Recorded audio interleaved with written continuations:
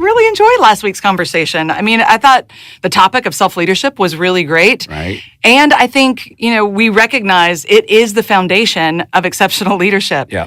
And, you personally have several leadership practices to ensure you kind of stay between the rails. You mentioned that phrase of staying between the rails as a leader. Can you share a few of those details with our audience? Well, to begin with, I've tried to make sure there are people around me who actually have access to me and who have permission to speak freely.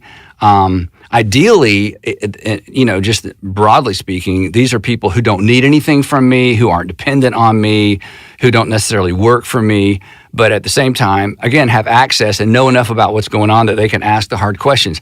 I do have an advantage in this, I feel like, and you can speak into this, that 3 of the people that I work closely with are people that have been a part of this organization from the beginning, but we actually worked together before we started this organization. Mm-hmm. So we came together as peers. I just ended up being the boss, which they laugh about because they're all 3 smarter than me, and you're smarter than me. And why I got to be the boss, I'm not so sure. But anyway, ideally, it's having people who have permission to speak freely. Again, if you can have that within the context of organizational life, that's a win-win. That's not always possible, depending on factors that are beyond our control. But I've always tried to have those kind of people. People on our board who have access to me, board members who are wise enough to know there are things you bring up in a board meeting, and there are things that I think I'll call Andy after the board meeting and we'll talk one-on-one. And whenever that happens, and that happens more frequently than anybody knows because nobody knows because it's just the 2 of us. 2 of us, yeah. I always begin those conversations, hey, I know this may feel awkward to you, but I'm so grateful, number one, that you're calling me out on this, either to get clarity or to confront something. And I'm so grateful that you didn't bring this up in front of the entire board, that you took the extra time to track me down and have this conversation. Yeah. So having those kinds of people and giving them access, I have never operated under the illusion that I am the smartest person at the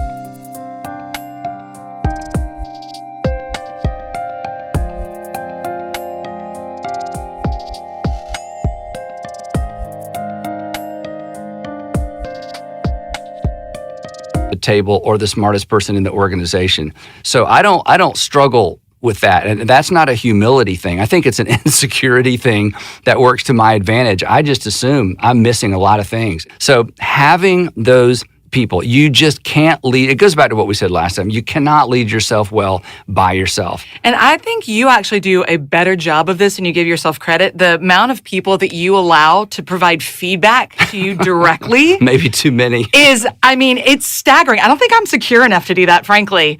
And you invite people in every time you communicate to give you feedback so you can be better the very next time you communicate that day. Yeah, and on Sundays, that's the case. It takes a lot of security. Well, maybe, or maybe I just, going back to what we talked about last week, I really value this organization, and I'm just one part of it. And if I'm not doing my very best, the whole thing suffers. And also, I want to model the habit of inviting feedback. So, I know it makes me better.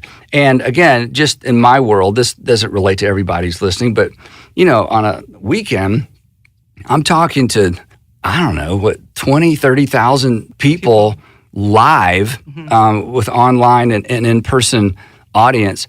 Well, I don't want to make the same mistake twice, right? I mean, if I messed up at 9 o'clock, why repeat that at 11? There's just too much at stake. Right. And of those thousands and thousands of people, how many of them know the criticism or the feedback I get between services? Well, none of them. So it's just better. And so there's a modeling part of this, and then there's just I don't want to make the same mistake twice. Yeah. I'm like, well, that's who you want around you. People who will help you be successful and won't let you make mistakes unnecessarily. But you have to invite that.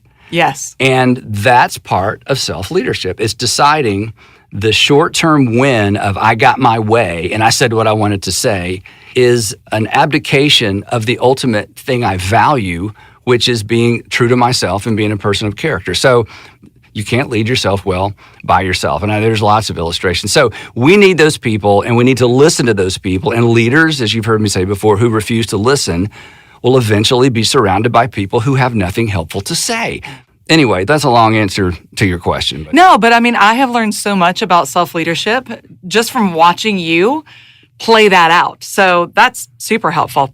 So changing gears, as I mentioned when we closed last week, I was reading a Forbes article a while back on questions that leaders should ask themselves in order to take stock of themselves. Oh, wow. Yeah. And a few of the questions really get to the idea of self-leadership. Specifically, number 1, what motivates me to be a leader? Number 2, am I an example? Number 3, how can I define the environment that I create within my team? And number 4, where can I improve? Yeah, a couple of those are great questions that I understand.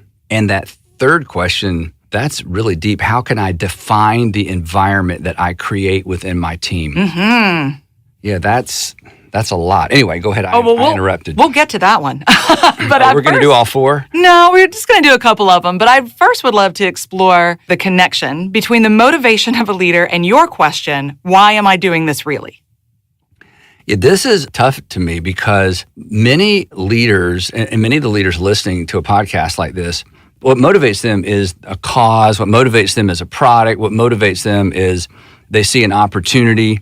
And the reason they're leading is because somebody has either recognized that they have leadership skills and potential, or they were the first one there. I mean, and I've said before, I think the reason I'm the leader here is because I was the first person here. If you got here first, you be the leader, right? So it's not about being the smartest person in the room. Sometimes it's just the person with the idea. So one of the things that causes me to hesitate is when I meet a person who I feel like their ambition is to be a leader, that person kind of, I don't know, there's something a little bit not self-aware or not looking in the mirror long enough that I just want to be a leader. I just want to be a leader. I have a friend who has admitted his ambition is just to be famous. He just wants to be famous. I'm like, wow, I don't know how to help you with that. Good luck. That seems dangerous to me. And the person that their motive or motivation is, I just want to be a leader. I just want to be the leader. Maybe that's fine, but that's completely self-centered. 100%. So I don't even know what to say to that person, but I do know in the past, and in our organization, we have mistakenly hired some talented people that not too long into their tenure with us, we recognize, oh, you're using us to become whatever you want to be, and you're using us as a platform to do your thing. It's a stepping stone. Yeah, and it's a stepping stone, and we don't have time for that because you're not going to bring your energy and your passion.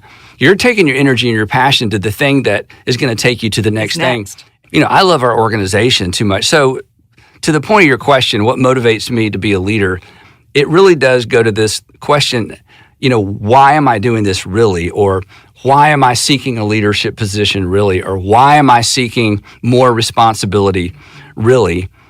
And a person whose ambition is to be the leader will have a really difficult time answering that question honestly. And so my friend that I kind of poked fun at a minute ago, who just admitted, I just want to be famous. At least he was honest. Yeah. Right. Self-aware. But He's self-aware. He just wants to be famous, and he's just looking for a platform.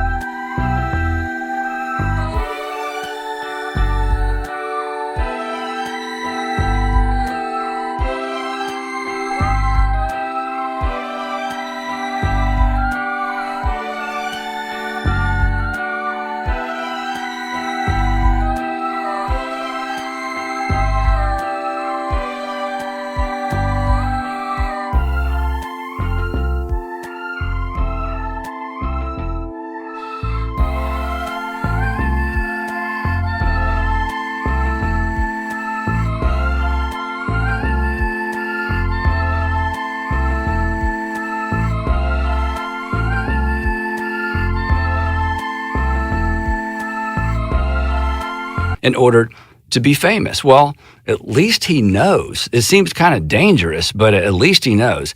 So I think for organizational leaders, we're not looking for that person. We don't want to just hire a leader who wants to lead something. There's got to be more to it than that. So I would say to everyone listening, this is an important question, and perhaps you will discover the answer is, the reason I'm doing this really is I just want to be the leader. And if that's the case, I don't really know how to help you. I mean, I hope you can find something to take that energy and that talent into that goes beyond you, because if you aren't willing to lead something that goes beyond you, you can get in a lot of trouble. Because ultimately, and here's what happens, and we've talked about this before, if the ultimate win is, I get to be the leader, you are going to use people, not because you're a bad person, it's a necessary step. You're going to use your organization, you're going to use the people in your organization, and it won't ever cross your mind that that's what you're doing. Right. You won't even be aware of it. I mean, we've all seen this, and they were not self-aware, and they weren't self-aware because they were self-absorbed. And when you're self-absorbed, you're not looking in the mirror asking the difficult questions, and you're not going to listen. And if the win is to lead, then you will be forced to compromise what's most important in order to accomplish that.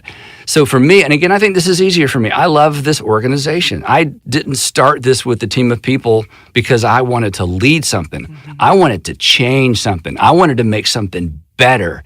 And it just so happened I got to be the point leader in an organization that's accomplishing something that goes beyond me and is bigger than me. And I want to hire people who feel the same way, who have a passion about making a difference in the world. And if they have leadership skills, that's just going to help us go further faster. It's why we're doing this podcast. Right. So for the person who, it's just about, I want to lead something. Yeah, you may want to spend some time. You may want to invite some people into that conversation because it's a little bit dangerous. It really is. Well, and you may want to take some time and find out what's really important to you. Yes. Because that will be fading and you'll always be chasing the next. Yes. So yeah, success isn't a goal. Success is a word. You can be successful, but you can't just chase success. I mean, you can, but it will be hollow at the end. It will be hollow. You'll be alone, and you won't maintain long-term friendships. You're going to sacrifice what's going on at home for the sake of, hey, I got to be the leader. I've got to be successful, whatever it might be. And so that's kind of a dangerous place to be. Yeah. There's a lot at stake with that question. Okay. So you said there are 4 questions. What motivates me to be a leader? So I got about a C- on that one. What was the next one? Well, 2 other questions from the Forbes article that I just mentioned earlier relate directly to our conversation last week, which are, am I an example? And where can I improve? Yeah. But I thought the question that you kind of started making fun of about how can I define the environment that I create within my team, I think that's a fascinating self-leadership question, and it takes us in a bit of a different direction. And the idea with this one is that your positivity as a leader directly affects your effectiveness in leading. And honestly, it's something we have to pay attention to, especially if the work environment starts to feel stagnant. Yeah. And I just love your reaction to that. Well, one of the best pieces of advice I received early on in my leadership journey was this, that one of the greatest gifts the leader brings to the organization is their energy. Early on, when there were 5 of us, I had 5 on staff, I decided I was going to give up coffee. So I gave up drinking coffee. And Julie Arnold, you remember Julie? Oh, yes. Yeah. Love Julie. Yeah, one of our founding staff members just created the whole service programming division that many, many churches have gone on to copy, and she gets credit for that. One day she came in to see me about 10:30 in the morning. She said, Andy, the other staff members, there were just 5 of us, have asked me to come and request that you begin drinking coffee again. No lie. I'm like, really? She goes, yeah. She said, and basically she said, you're kind of a drag. You're low energy. Your low energy is killing us. Yeah. So I did. That's all I needed. So anyway, the point being, energy, I mean, it's huge. And so for leaders, we know where our best energy is. We know where we bring our best energy. And it is a factor culturally. And I have driven to meetings, walked to meetings, and have reminded myself, bring your energy. You may be tired, but who cares? You may be distracted, but who cares? You may be, thinking about tomorrow, but hey, if you're going to walk in there and lead this meeting, bring your energy because you are genuinely concerned, you're genuinely passionate, but that's not enough. If they don't feel it, it's not real. So bring your energy. It impacts the environment, it impacts the culture. And part of this, and this is a little bit of a sidebar, is also for leaders, it's important that we pay attention to where we're creating energy. You know, it's like, okay, I don't really have energy about this idea. I don't really have energy about this initiative, but I'm in charge, so I'm just going to hype. Well, then there's something wrong. That's People probably can see through it too. Oh, eventually, yeah. And they're going to hype up the energy because they want to mirror your energy, and everybody leaves the meeting, and nobody wants to do you want to do that now? Yeah, that's a bad idea, right? Yeah. So you got to bring your energy. It's got to be authentic. Where there's sideways energy, face it, bring it up and say, in fact, sometimes we ask, as we think about programming, where are we manufacturing energy is the way we ask the question. Where are we, we don't really have energy. I'm getting up and making an announcement about something, or I look at the list of things I'm going to announce on a weekend, and I'm like, I'm not excited about that. Well, do I have to talk about this? Or why are we doing this? So bring your energy, pay attention to where you're manufacturing energy, and don't hype something that's not authentic because, again, people see through that. So I think that does help define the environment and the culture. And again, and when I say energy, you know, this is through our personalities, extroverts, introverts, but you got to bring your